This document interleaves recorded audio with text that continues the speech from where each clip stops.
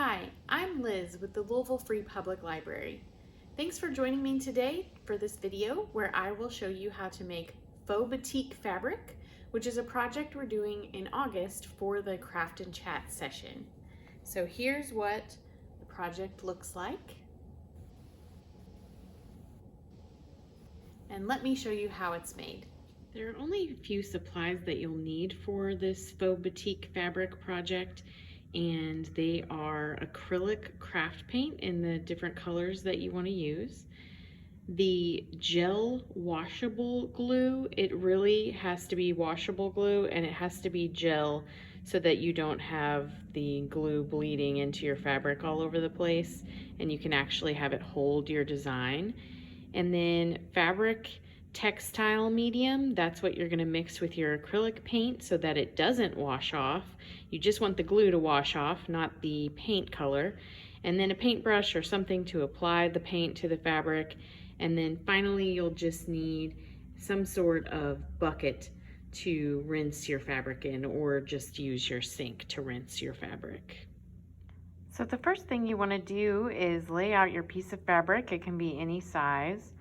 And then take your bottle of gel glue and open it up. And you are just going to draw your design with the glue bottle onto your fabric. So I'm just going to make a B shape.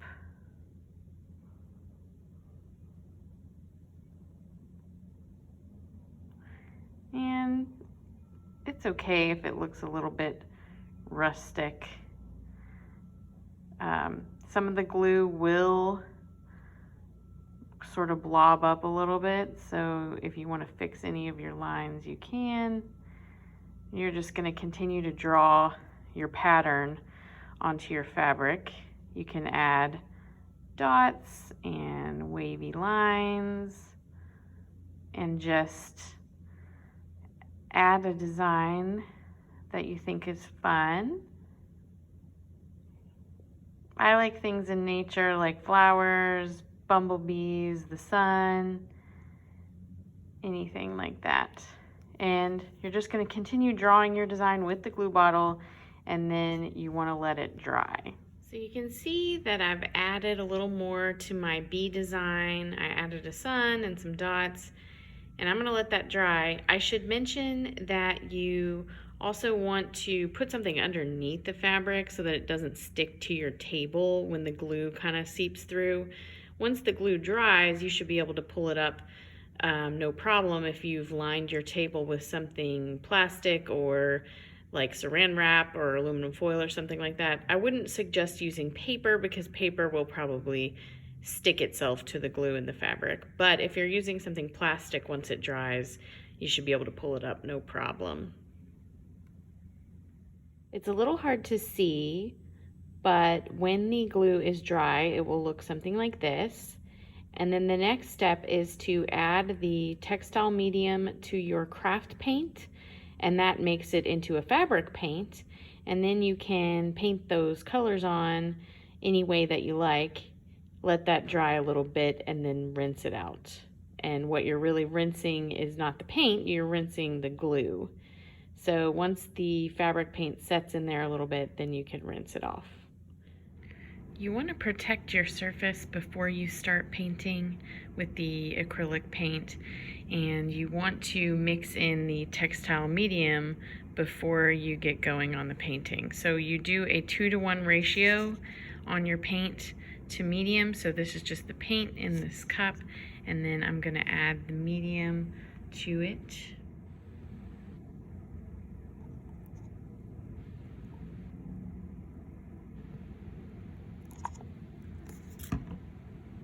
So when it looks about to be a 2-to-1 ratio, 2 parts paint to 1 part medium, then you mix it together.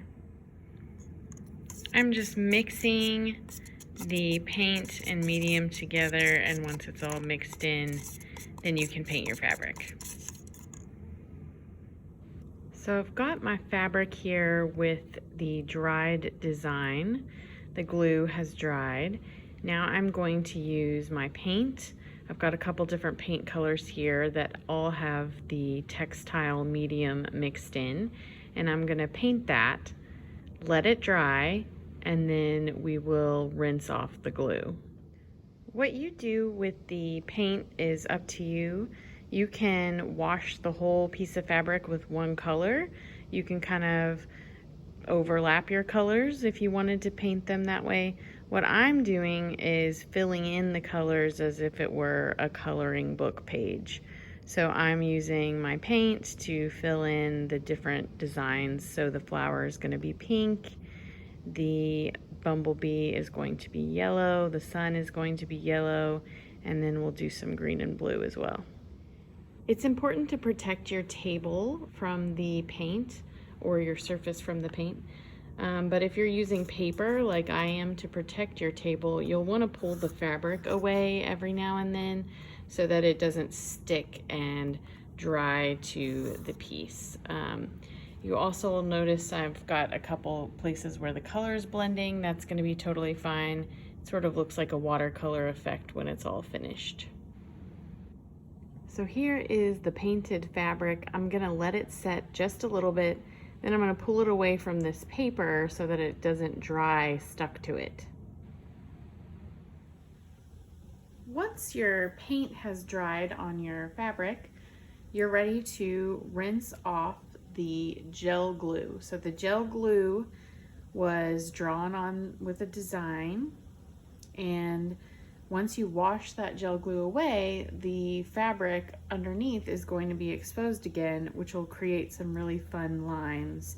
If you sort of want to preview what it might look like, you can look at the back of your piece because you can see where the glue is put down, and then when you rinse away that glue, what it might look like. So I have a tub of water here, and I am just going to press the fabric down into that tub and let it set for a little bit, let it soak for a little bit. And then you can start using your fingers or a toothbrush or something and start rubbing where the gel glue was. And once it's been sitting a little bit in the water, it should start to come away, that gel glue. You can see it's already starting a little bit, and I haven't even let it set for very long. So we're gonna let it sit for a little bit, and then we'll start rubbing the glue away. So it takes a little bit of soaking and rubbing at the glue with your finger and some patience, but you can see on the bumblebee where the glue is starting to come away, and so you can see the lines where the glue was. And I'm going to continue doing that on the wings and the sun and the flower, and we'll have our project ready to dry. If you have long fingernails, that can really help you with scratching some of this paint away to reveal the picture underneath.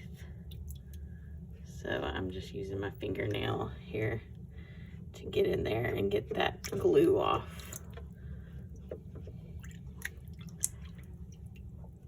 Once you're happy with the amount of glue that you were able to remove, you can just rinse your fabric really well and then leave it to dry. All right, here is the piece with the glue removed. It's still wet, so I'm just hanging it to dry. Once your fabric has dried, you are left with your design on the faux batik method of fabric. I hope you enjoyed this project, and thank you for joining us today.